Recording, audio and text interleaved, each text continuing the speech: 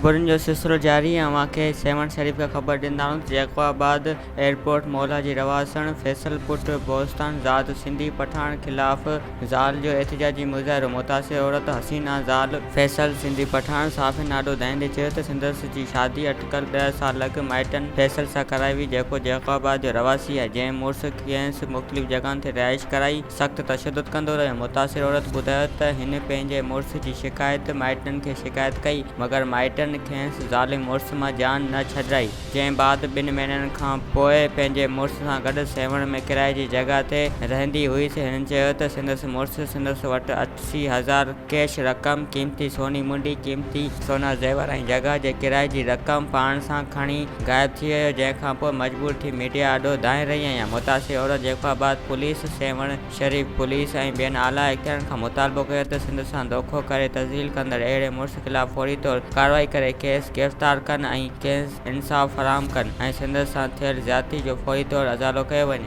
जश्न आज़ादी जे पुरमुसरत मौक़े ते ऐं मुबारकबाद जे इश्तिहारनि जी बुकिंग जारी आहे। राब्तो कंदा 0308 3161 मज़ीद खबरों और तफसीलात के लिए विजिट करें हमारी वेबसाइट www.awamiNewsHD.com।